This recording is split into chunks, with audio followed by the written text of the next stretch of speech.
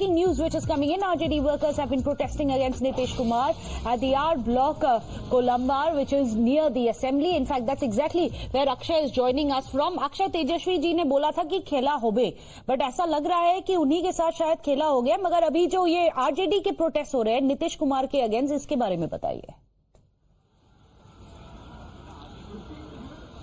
राजद कार्यकर्ताओं का स्वभाव ही कुछ ऐसा है कि उग्र स्वभाव के लोग ज्यादा होते हैं और इस कल्चर से जो है पार्टी भी परेशान है, आप कह सकती हैं। कल रात को जब सिटी एसपी और एसडीएम पहुंचे तो कार्यकर्ताओं ने उनके टीम के ऊपर अटैक कर दिया।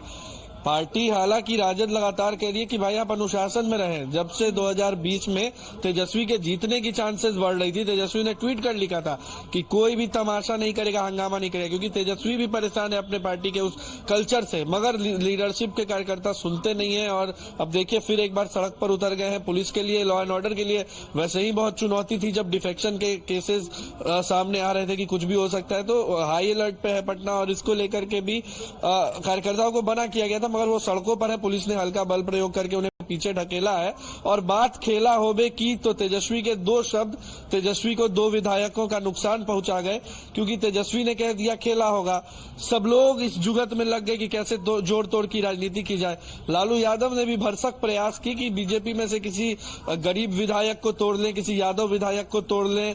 जदयू के भी यादव विधायकों को अप्रोच किया गया, ठेकेदारों को जिम्मेदारी दी गई कि भाई आप बात करिए। और ये तमाम बातें पार्टी के मंत्रियों और नेताओं ने स्वीकार भी की हैं और इधर से जदयू के भी लोग प्रयास में थे, इस बात में कोई शक नहीं है। बने रहिए हमारे साथ। Saqib, I'll just come back to you. Ajay Alok of the BJP is also joining us. Ajay Alok ji, what's happening in Bihar? Perhaps you may have more insight. Two of RJD MLAs are missing. RJD is saying that they are already in touch with your leaders and are trying to be poached upon by the NDA fold.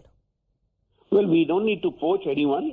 We don't need to poach anyone because that's not required. Actually, RJD and this complete Ghamandiya is a sinking ship. People are running out of it. Now, our problem is whom to take, whom not to take. So we will decide whom to take, whom not to take. But you are saying that they have been in touch with you, MLAs from RJD? Leaving the sinking ship. They don't want to be with Ghamandiya. Everybody has a future. They are looking after their future security. By staying with Ghamandiya Alliance and staying with RJD does not hold any future in Bihar or in national politics.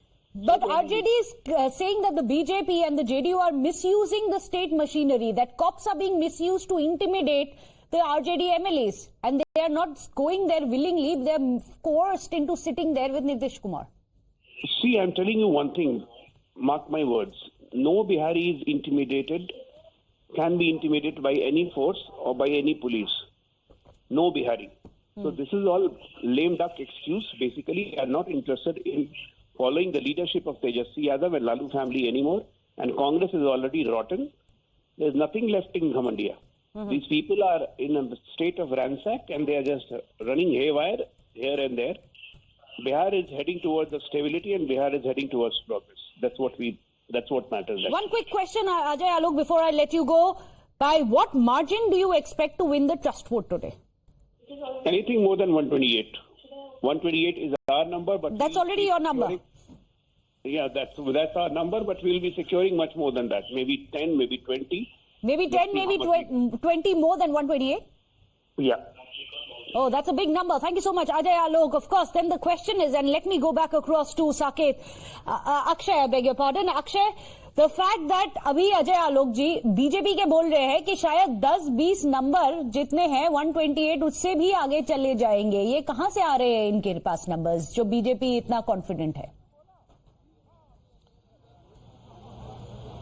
2 number तो उनके मतलब India alliance के घट गए हैं, उनके बढ़ेंगे नहीं क्योंकि डिफेक्शन कानून लागू हो जाएगा। मगर इंडिया अलायंस को 2 नंबर पीछे ढकेलने में तो भाजपा और जदयू का यह गठबंधन सफल हो गया है।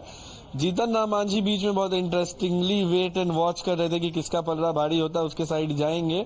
तो भारी तो पलड़ा एनडीए का हो गया है, 2 पीछे जा रहे हैं। और वैसे एमएलए जिन्हें शक है, जिनके चांसेस है कि उनका टिकट कट जाएगा या जिनकी पहले भाजपा या जदयू से नजदीकियां रही हैं, उनके साथ बिहाइंड द सीन्स बातें चल रही हैं कि अब 1.5 साल की बात है, आप अपने पार्टी से मतलब डिफेक्ट हो जाइए, आप एब्सेंट हो जाइए वोटिंग में। डिफेक्ट होने के लिए तो 2/3 चाहिए, मगर आप एब्सेंट हो जाइए, आपको हम आने वाले चुनावों में 1.5 साल के बाद जब विधानसभा के चुनाव होंगे 25 में तो टिकट देंगे।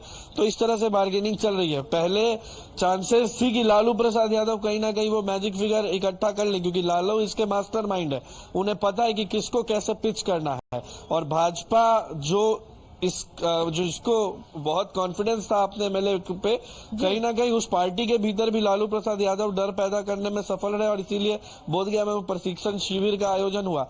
तो जोड़ तोड़ की राजनीति तो अभी भी अगले 1.5 साल तक चलती रहेगी। जीतन राम मांझी को भी लुभावने ऑफर्स दिए जाएंगे, कोई गवर्नर बनाने की बात कहेगा, कोई राज्यसभा भेजने को तैयार होगा। लालू ने तो डिप्टी सीएम की भी बात कही संतोष सुमन के लिए, और मांझी को सीएम की भी बात कही थी जब स्टार्टिंग में सरकारें बदलने वाली थी, मोहम्मद का आंकड़ा बदलने वाला था। मगर ये अब अगले 1.5 साल चलता रहेगा, कुछ ऐसा ही नजारा होगा बिहार का, और ऑफर्स दिए जाएंगे। एक जो टोटल 243 एमएलएज हैं, हर किसी को अपने अपने तरीके से मोल्ड करने का प्रयास है। The game will not get over right now. It will continue perhaps for the next 2.5 years. That's very interesting, Akshay. But you must tell us about the numbers. It's important that we put back the numbers on our screen, because it's important for us to look at what the numbers have been showing. Remember, there has been a sense of great confidence coming in from the Nitish Kumar-led MDA camp even before entering that assembly.